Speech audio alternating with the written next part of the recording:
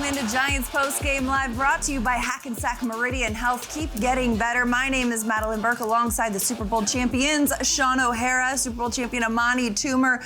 We're going three wide tonight. All my rowdy friends are here on Monday night. We got Monday Night Football in the books. Well played. Thank you. That's the last time we smile tonight. You know, we got to have smiling. a little bit of joy here on the show. The Giants went out to Foxborough, falling to the Patriots 33-15. But before we get into the details of the game, Jackson Dart making his return, Amani, after missing 2 games from a concussion. What'd you see from Dart? One thing we know about Jackson Dart is he is not scared of contact. He takes it on even when he shouldn't. But one of the things you look at is the efficiency of 17 completions, 24 out of 24, no interceptions, which is a great trait that he's had. One of the things I think that separates him from a lot of these young quarterbacks is he finds a way not to make the mistake. This is definitely not a game that was on the quarterback in terms of turning the ball over, putting his team in a bad position. I think he's growing, young player. The fact that he is not turned away by the being out for the last 2 weeks. He plays with the same kind of passion, same kind of recklessness, which is something that I think he needs to work on, but he's not scared. No, he's not. And look, the first play of the game, I think everybody was kind of wondering, is there going to be any rust? And the first play of the game, he delivered a strike. He was very accurate tonight, hit Slayton on a really nice slant for a touchdown. He threw some really good balls. He had a nice throw to Theo Johnson in the back of the end zone. Yep. Theo should have caught that ball. I mean, he's got to get his hands up quicker. That was a really good throw to let his receiver or tight end try to make a play. But I feel like with Jackson Dart, every single time he ran, we were all cringing. Everybody was so worried about this kid and about his ability to protect himself, and we saw him get rocked. Oh, yeah. He got rocked early on, He was twice working the in the sideline first quarter. trying to move the sticks. And I think that's one of those things where, you could see the rest of the team, the offensive linemen were rallying to him. Theo Johnson was rallying, trying to protect Jackson Dart. So that lets you know how much these guys care about him. But it's something that is ingrained in him, and that is going to be something that we're going to continue to talk about. It's going to be part of the conversation when it comes to Jackson Dart. Troy and Joe were talking about it as well. Like, you've got to find a way to figure this out. But that being said, this game was never really a match. This was a good old-fashioned butt whooping right now. The Patriots are coming in at 10-2 in this game, Madam. They were more physical. They were more disciplined. They were.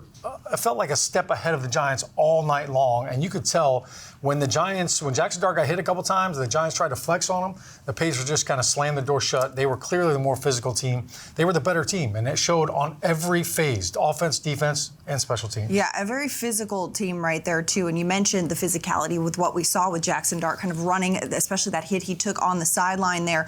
But there were a couple moments that you saw that I think Dart 3 weeks ago might have taken it and carried it and ran himself, and instead he assessed the situation and handed off the ball. And, the Giants were, Shaun, able to get the run game going quite a bit. Yeah, they did. Devin Singletary was a nice burst. He averaged over 5 yards a carry. He had a really nice touchdown run on that kind of gadget play, which was fun to see. And, that's what everybody got excited about in the Detroit game last week, was all the gadget plays. But this is the play that everybody's going to be talking about all week long. Jackson Dart getting lit up on the sideline right there. And those are plays, you saw Drake May run similar play up the left sideline, and he got out of bounds before he even took any contact. That's what he's going to have to learn to do. But the run game, I thought Devin Singletary did a nice job. There were a couple of 8-yard runs. They finally kind of got some traction in it. But what is different, all right, the last 2 weeks we saw with Jameis Winston at quarterback under center a lot more. So the run plays look different. There was a little more traction with that. The play action passing game had a little more teeth. And I think with Jackson Dart, he plays everything out of shotgun. He is not under center, and that changes the run game. So we saw a little bit of that tonight as well.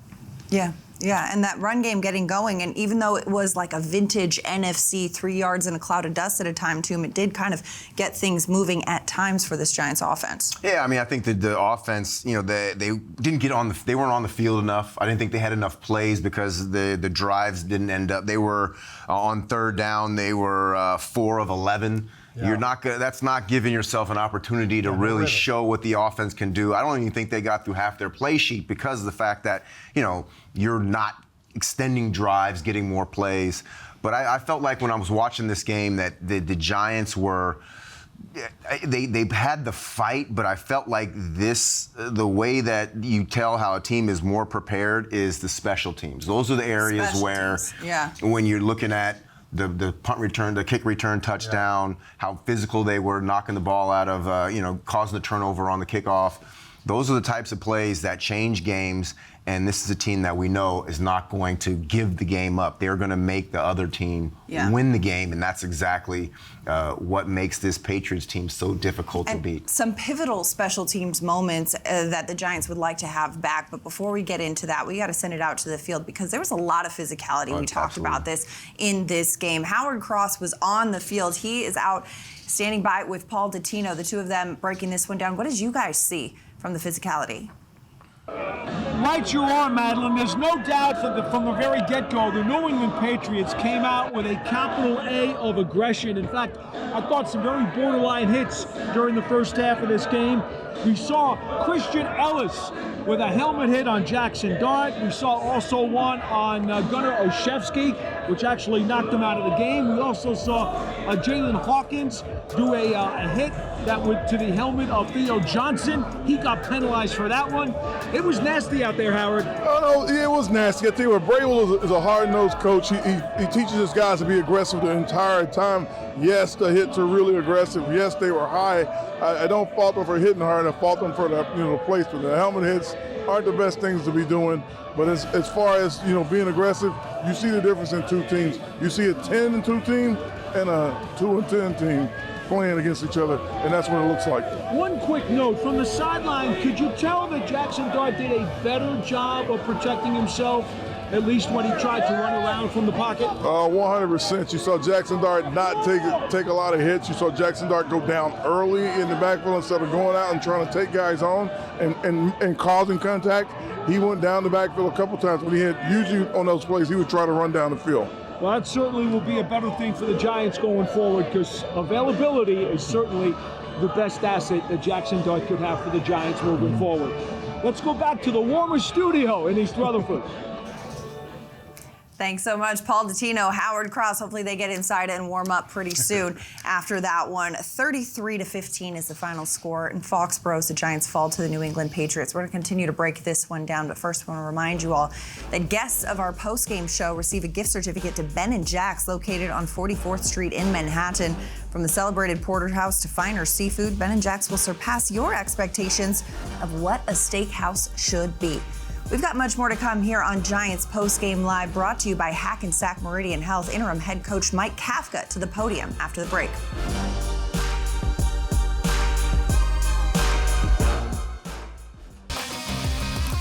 Giants fans, it's Moody's. Decode risk, unlock opportunity. Learn more at moodys.com. Welcome back to Giants Postgame Live, brought to you by Hackensack Meridian Health. Keep getting better. Madelyn, Burke, Shaun, O'Hara, and Amani Toomer breaking down the Giants' Monday Night Football loss to the Patriots. 33-15 was the final score. Lots to get into. We started talking about this before the break, but special teams, a real point of emphasis. Shaun, in the first quarter especially, we saw Marcus Jones, 94-yard return, punt return for a touchdown. He's the first player since Nyheim Hines in 2022 to have multiple punt return touchdowns in a single season. But as we look at this play here, what happened on specials? Well, look, Marcus Jones, lightning in a bottle, and as soon as we kicked the ball, I said, man, that guy's got a lot of speed, and it made me kind of question, why are we kicking it to him?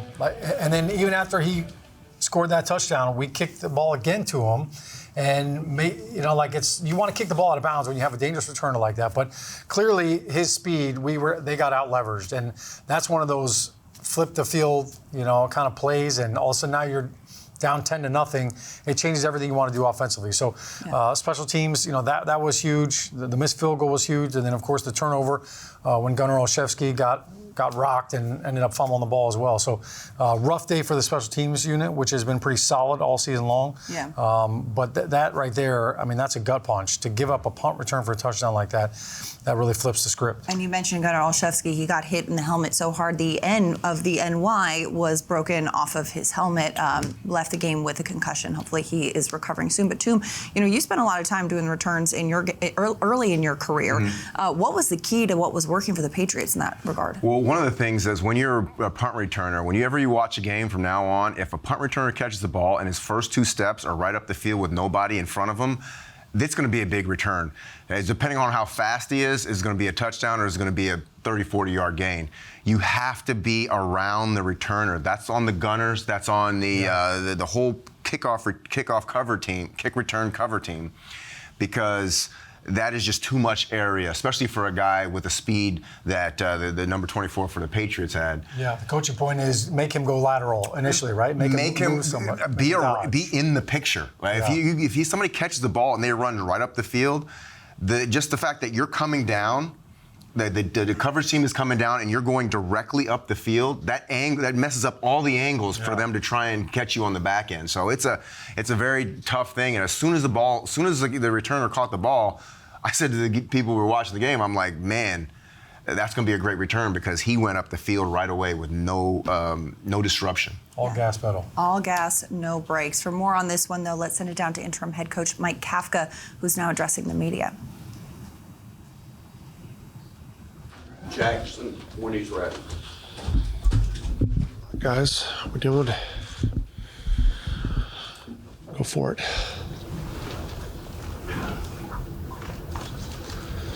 So I think it was this Gunner got a concussion, and then Tracy with a hip for injury-wise.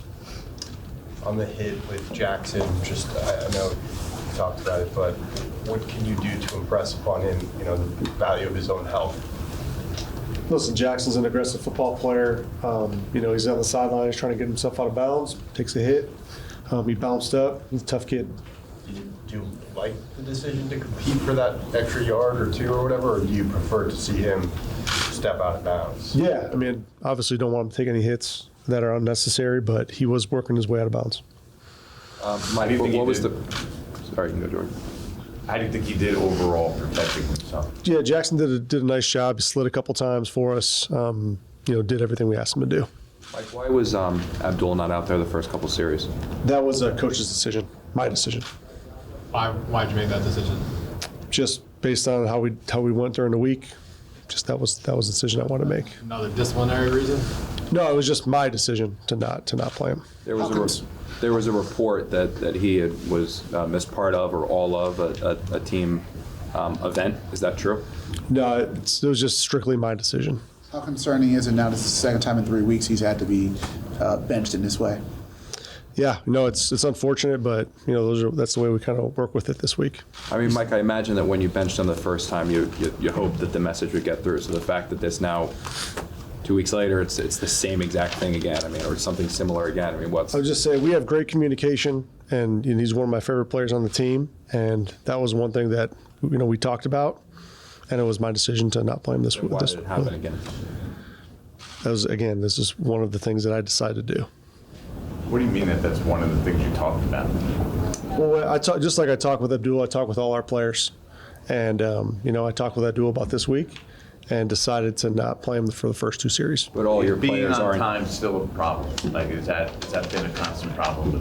This was just strictly my decision to not play him this week. But when you say decision based on listen, when he came back in the game, you saw the kind of impact he had and the player that this guy is. And this is a kid that I support this kid highly. And for any young player that we have on the roster, whether it's Abdul or any rookie or young player, we're going to make sure we take them under our wing and continue to develop these guys because they're important to us. They're important to me. And Abdul is no different, just like Jackson, just like young players like Tracy and DA, all these guys that are stepping up in big-time major roles. These are the guys that we're continuing to develop, continuing to grow, continuing to be pros. And, the standards that we have in our program are sky high. And everyone's going to upheld to them. But that was my decision only. Anything else outside of it is going to be kept in-house. Okay, Mike, but all of the players that you just named, all the players you're talking to, they're not committing infractions that are leading to them being benched. And you talk about how special he is and how much of a difference he can make. What he's doing is taking him off of a field where he didn't play for two series where you guys probably couldn't even. Yeah, and Connor, I just would say this, that was my decision to do that. And again, those are tough decisions to make, but that was my decision. And again, the kid, nothing with him. Everything that we did was my decision. And obviously, I'm sure he wasn't happy about it, which I understand. But I thought that was the best thing for the team, and it was my decision to move forward with it. And that's where we're at. Do you regret the decision? I don't regret the decision. I don't. Is it tough to evaluate Jackson and develop Jackson in tough situations like this? Say that again? Is it hard to evaluate Jackson's performance and develop him in tough situations like this? Well, I haven't, you watch the game, I have a feel for kind of what happened. I'll go back and look at the tape and evaluate it fully, but it's never just one person. We're a team. It's all 3 phases, all 11 guys on the field. We all got to do it together, and we all got to be better. Mike, your first 2 games were competitive games, close games down to the wire. This one was not. What do you think of the physicality of your team compared to theirs? It seems like they were more ready for the fight than your. I thought our guys competed. There are some plays that we didn't make that we got to continue to look at and evaluate, whether from the coaching staff or from the player side of it, like where we can get better at. And the good thing is we have a bye coming up that we can go and evaluate all that stuff and really have a great plan coming back after the bye. But yeah, today wasn't our best effort. It wasn't our best game here in a minute. So we'll go back and look at it and get it cleaned up. Mike, the breakdowns on special teams from the start of the game, missed tackle on the long return, and then obviously the return for a touchdown, and then I don't know what happened with Koo, if his foot just got stuck. I mean, overall, you guys have been solid in special teams in certain areas. What happened tonight? It just wasn't a great team effort. All 3 phases. Everyone's got to step up. Everyone's got to clean up their part of the game, but it's never just one phase, never just one player. So we all got to do a better job. What did Koo say happened on the field goal? Well, I saw it live. Look at the ball just kind of slipped a little bit, so he wasn't sure if it was going to get set. Jamie tried to reset it, and then by that time it was kind of, he was already kind of out of his groove on it. So, it was just tough bounce right there. Mike, when you guys got the ball back down 2 possessions, there was a little lack of tempo. I mean, the huddling, running the ball. I mean, was there any consideration given there to try to speed it up to get down the field a little quicker? Yeah, no, kind of. We went tempo on it. I was just trying to down 2 scores. We felt like we were just right in the game. Just wanted to get the drive going. I think I had an eye on the time on where it would get to where we really need to kind of go super fast. But I really felt like if we can just put together a drive and go ahead and get points, that would set us up to be in the game a little bit more. So you're right. You're kind of teetering on that line in terms of like going super, super fast and just kind of trying to stay within the game and not get too far away from it. But that's kind of where my mind was at as I was calling it. The fourth and you've been very aggressive. The 4th and 1 in your own 40 late in the first half. Why not go for that? Yeah, that was kind of where that spot was at. Do I want to punt it back, kind of back them up, get a quick 3 and out, and then give us a little bit of field position? It was a toss-up for me. I just didn't want to. I wanted to kind of play some field position game right there and give our defense an opportunity. So, that's one that I'll go back and look at if that's one where I could rip off another 4th down opportunity, right? But, in the heat of the game, that's where I kind of felt. Is that kind of the way Drake may have played against you guys? Well, he was obviously very productive, scrambling, throwing the football. He did a nice job with some of the explosive things. So, we got to button that stuff up in the back end, tie it in with the front end, and get everything a little bit cleaner. Understanding that play, that 4th and 1, you said you have to go back and look over it, but just knowing how much you want to be aggressive, is that something maybe you will look at and say, regardless if they scored that field goal or not, was that a play maybe you'd want back just because it went against you, wanted to be more aggressive? Yeah, we were like in go for 4th downs. I mean, you saw the times we ran it on 3rd down; those were pretty much all go fors. So we want to be aggressive, want to stay aggressive. And when the opportunity comes up, we'll try and be aggressive. At that time, I just didn't feel like that was the spot for it. Depending, we get it, great. If we don't, now you're basically, making it a 3-score game. Where it's a little bit more difficult. So, just trying to play field position and stay with it. That sound from interim head coach Mike Kafka is brought to you by Ford, the official vehicle of the New York Football Giants. As we talk about, we hear him talking about those 4th down calls and saying, you got to try to be aggressive. Amani, what's your reaction to that? I felt like, whenever we would play in and we would try to kick the ball inside the 10-yard line, that little coffin corner thing. We always looked at it as 3 points. So I can understand if you're trusting your team and trusting the entire operation, that's an opportunity to score points. So there's no way that the coach thought he was going to kick the ball to the Patriots and then they were going to drive down and win and score points. Most of the time, our defense is much more stout than they were today, and I can understand his thought process as he explained it. 4th and 1, you're down 27-7. Like, what do you have to lose? So, I mean, that's my only beef with that aspect of it. Is 4th and 1, you go for it. You go, even if it's on your own 40. And, you know, look, I understand the field position play. If it was a tight game, absolutely. Then you're playing field position. But when you're down 20 points, you're not playing field position. Like, you got to go get back in the game. So I thought that was a missed opportunity. But I think the fact that up until that point, the offense had not been productive. So sometimes the feel is, how is my offense doing? And are we controlling the line of scrimmage? The Giants were not controlling the line of scrimmage at that point. They did not have a lot of rhythm offensively.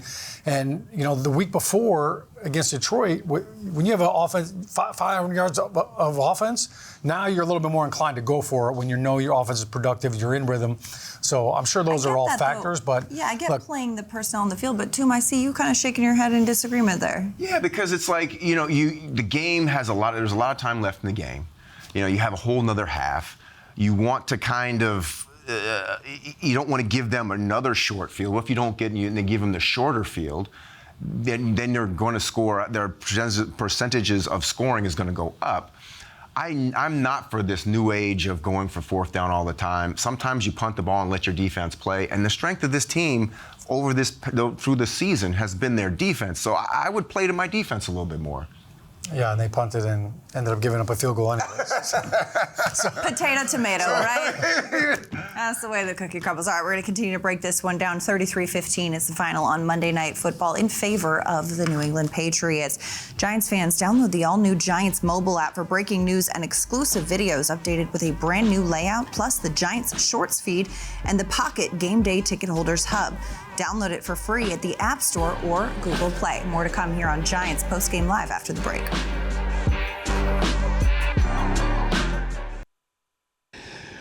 Darius, how difficult is it to come out of a 17-0 hole there at the end of the first quarter? You know, for a lot of these games, you guys have been scoring on first drives, and that's made things a little bit easier. Yeah, for sure.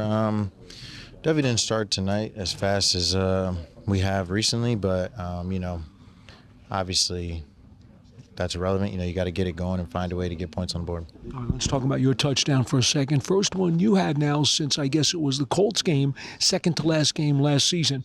Had to be good to get in the end zone again. Yeah, it is. It was nice to finally get back in there. What did you see from Jackson today as he was able to get back into the lineup? Yeah, I mean, I think he played well, played hard. You know, he got out of some bad situations tonight and made some plays with his legs and his arm. And, you know, overall, you know, I think he played a pretty good game. Some people would call it scrappy, some people would call it gritty, but there's no doubt that the Patriots came out with at least some type of agenda early in this game. How did you think the guys responded to it, and what did you think about the way they came out? Yeah, I mean, they definitely came out with some intensity. You know, you can see why they're, you know, 10-2, and you know, we probably, you know, didn't get off to as fast of a start as we needed to, but, you know, I felt like we kind of came there and punched back a little bit, and, you know, we just weren't able to get us all the way back in it. Yeah, you guys did get the 2 second-half touchdowns, and there for a minute it looked like you might be able to make it a one-score game. Yeah, you know, it's a 2-possession game, and the defense got the stop, and we had a chance to go down and get it 1 possession, and, you know, unfortunately we weren't able to go get points right there. That's Giants wide receiver Darius Slayton with our Paul Dottino in the locker room as we take a look at Slayton's numbers on the day. 2 receptions for 41 yards, but they were impactful, including that touchdown. A 30-yard touchdown for Darius Slayton, his first of the season. Welcome back to the studio. Giants Postgame Live, Madelyn, Burke, Shaun O'Hara, and Amani Toomer. As the Giants' all-time leading receiver here, what did you see on that touchdown from Darius Slayton, his first of the season? Well, it's great to see him get back in the end zone. I've been in situations where I went a long period without having a touchdown, but luckily I always thought in my back of my mind, touchdowns come in bunches. So hopefully Slayton will get more. This is a nice play. Getting up the field directly, that's one of the things that a lot of receivers don't do. They don't catch the ball and get right up field. They kind of turns slowly. Sometimes on that turn, you can do something like that, pop it open right away. Watch him catch it, turn, and you're right upfield. That's showing the athletic ability that he has. Yeah. Like, that's the thing about Slayton that you know, you look at him and there's nothing that he can't do as a receiver. He's big, he's fast, he's quick, he can catch. He just needs to be more consistent, and I'm rooting for him to be more consistent for the last couple weeks of the season because I think he's a player that the Giants really could use in the future. Yeah, Toomer, I'm with you. He got vertical right away. Exactly. And I think one of the keys to that is the ball got to him on time. And when that ball gets to you quickly as a receiver, now also you can see the defenders were reacting, and they were a little bit behind him. And it's because the ball was on the money, and it was right when it needed to be there. So he was able to kind of break through and break some of those tackles. Those are the kind of big explosive plays that this offense needs, and that's what Jackson Dart can bring to this offense with that quick timing throw, getting the ball on there, being accurate.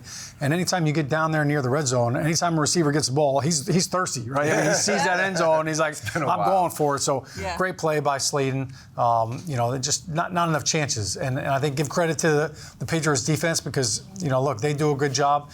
All night long, it seemed like they were in plaster covers. They were right on top of every receiver. They'd catch the ball and boom, they were getting hit. So that was one of the few times that Darius Slayton was able to break free. Yeah, credit to Darius Slayton. Not only did he get that 30-yard touchdown, he also got in the end zone for a 2-point conversion in the fourth quarter to cut it to a 2-possession game. Unfortunately, the Giants couldn't close the gap. 33-15 was the final score. More to come here on Giants Postgame Live, brought to you by Hackensack Meridian Health. After the break, we're going to hear from Brian Burns. That and more to come. Stay with us.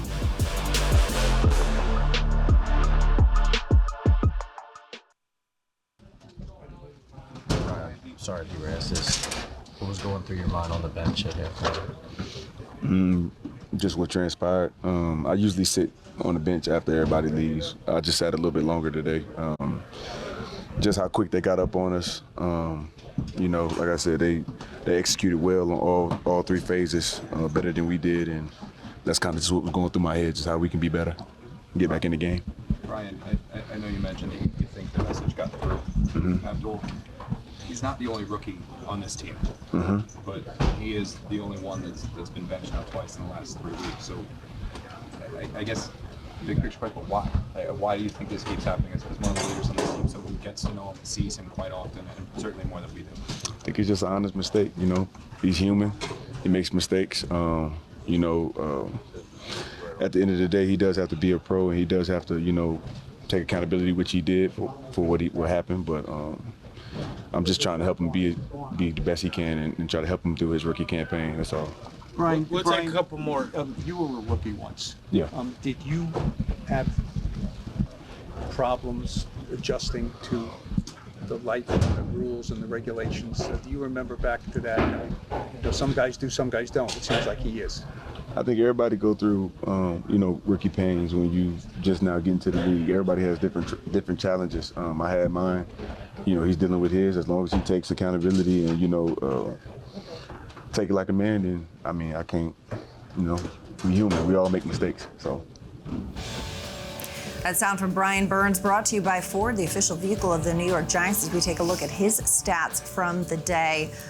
Not a big stat sheet impact for Burns, but he was a big impact in terms of the way he was moving on the sideline. Amani, you talked about how when we were watching him speak there, you look like he's got some pain going on there. He mentioned how he sat on the bench a little bit after the first half and just kind of took in just how much the Patriots had dominated this Giants team in the first half. But when you're a leader, and especially having a season like he's had, a career high in sacks, how painful is it? I mean, you want to be happy that you're having your best year, but then when you look at your best year and you see the entire team kind of not perform the way in which you had expected, especially with the talent level on this team, I could see how he's very frustrated. I just hope that he learns from this experience how losing in the league, you know, no matter how much, like the year that I made the most money was the worst year that I've ever had because we lost a lot of games, and that's when you realize that winning makes the whole situation much better. So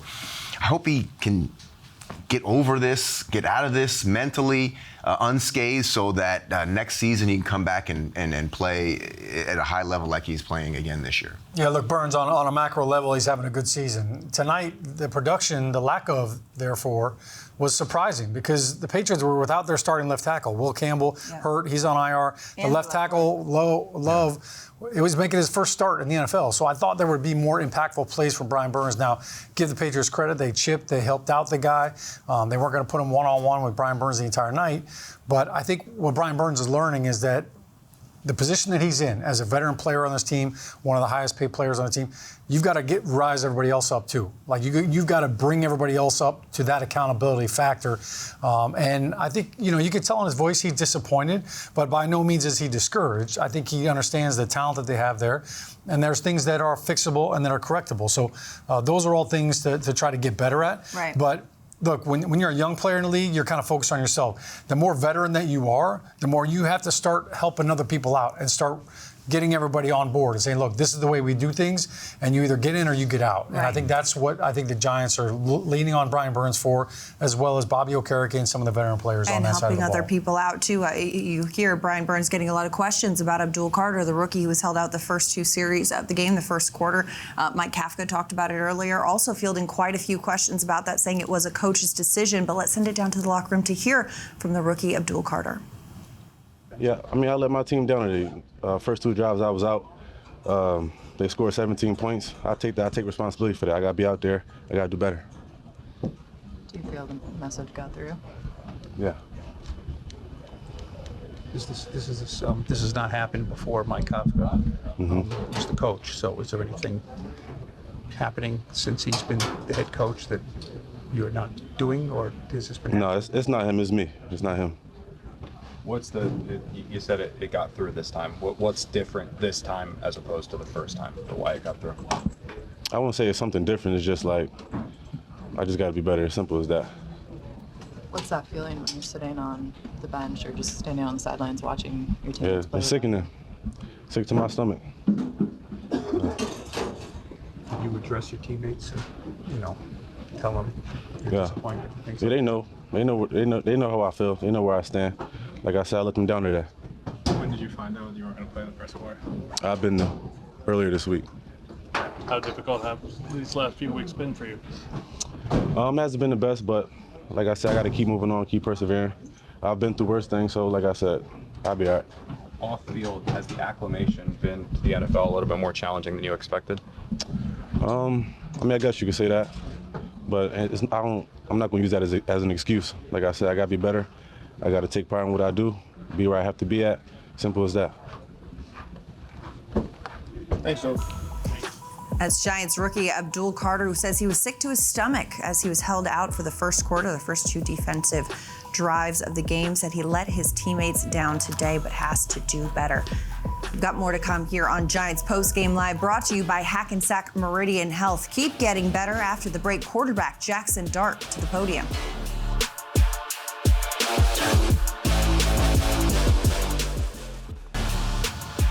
Giants fans, join the Giants family for the 2026 season with a season ticket membership. Lock in your seats today. Scan the QR code on your screen or visit giants.com/tickets to secure your seats now.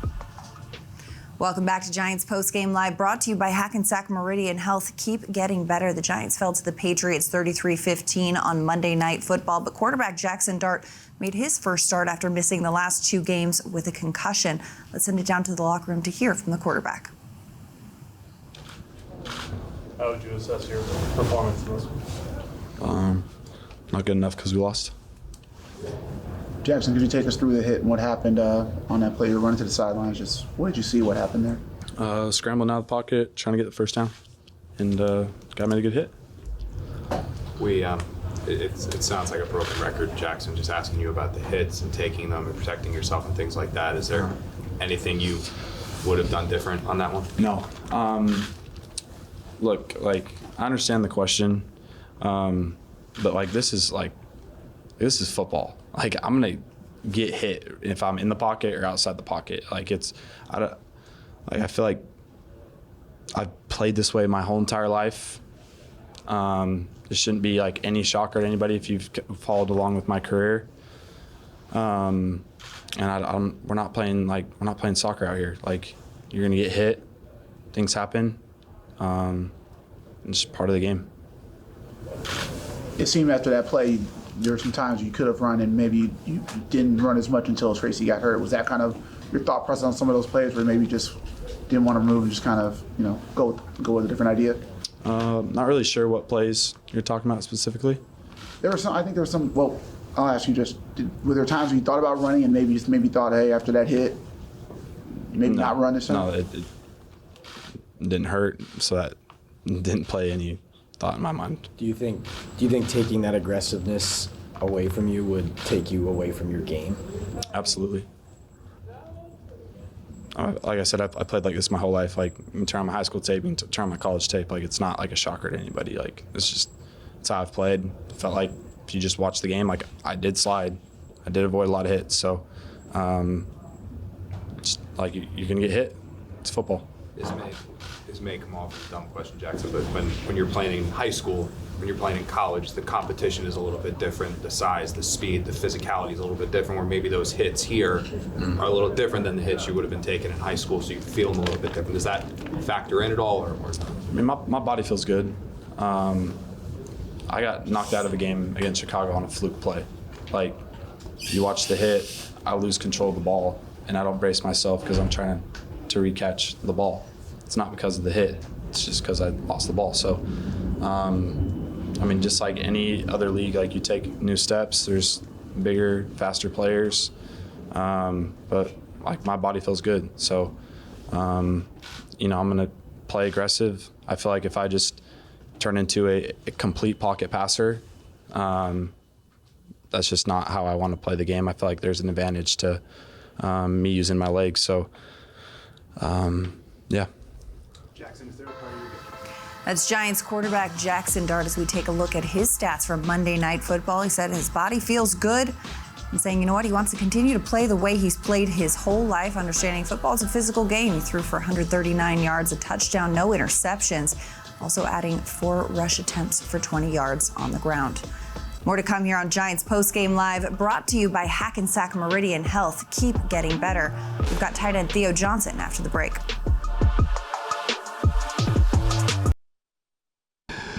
Theo, before you knew it, all of a sudden it seemed like it was 17-0 there in the first quarter. They struck quickly and in a variety of ways. How difficult was that to come out of that early hole? Yeah, I mean, we definitely didn't start the game the way we wanted to. We had a lot of opportunities to come back, but definitely not the way you want to start a football game. This team has done a good job on its first drives for a lot of the season in getting quick scores.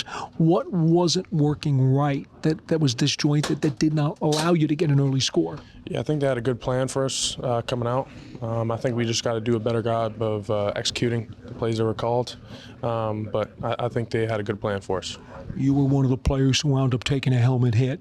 It seemed like they were overly aggressive from the very beginning, almost like they were trying to prove some kind of point.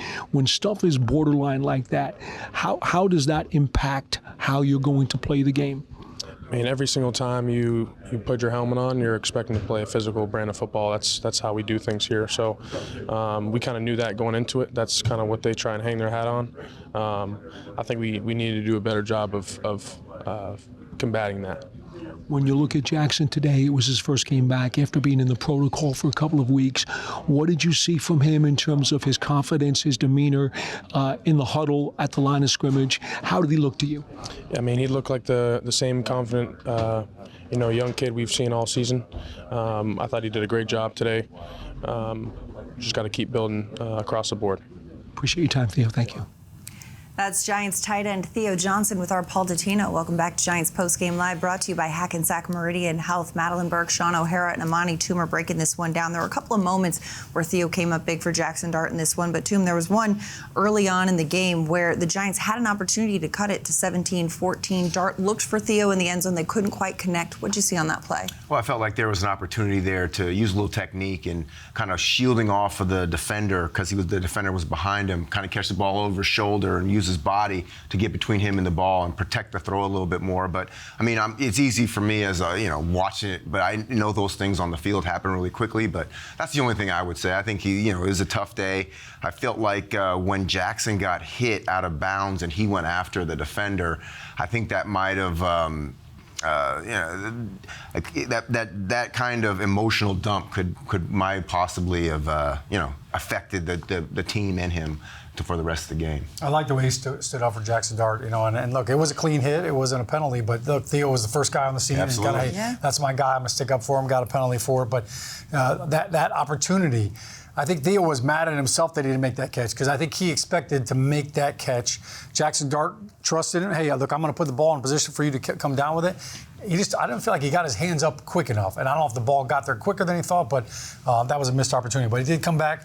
He had a couple of nice catches, as the game continued on. One of the lob passes that Jackson threw to him, he did a great job securing that catch. It was a physical game, but Theo is still one of his go-to guys. You could tell that Jackson Dart really trusts him. He trusts him with the routes, and he made a nice throw to him on an out route towards the sideline. And Theo's done a really good job along the sidelines with a lot of those catches this season. And he does still lead the Giants in receiving touchdowns on the season. We've got more to come as we continue to break this one down and turn the page. The Giants are headed into a bye week, but we've got more to come. Giants Postgame Live brought to you by Hackensack Meridian Health. Well, week 13 is in the books, and we're turning the page. This one, though, is week 15 because the Giants have a week 14 bye. The next game, the Giants are hosting the Washington Commanders at MetLife Stadium Sunday, December 14th. It's a 1 p.m. game back at home. The Giants will be coming off a bye. The Commanders will be coming off a game against the Minnesota Vikings. And a lot of questions about who's going to be starting at quarterback for the Commanders, whether it's in Week 14 against the Vikings or in Week 15 when the Giants get back on the field. But if it is Marcus Mariota, or Mariota, as we are saying now, what is your initial assessment of this one, Shaun? Well, look, he's a dual-threat quarterback, and we saw the Commanders take the Denver Broncos down to the very last play of the game. So he's very capable. He's accurate. He's a threat to run.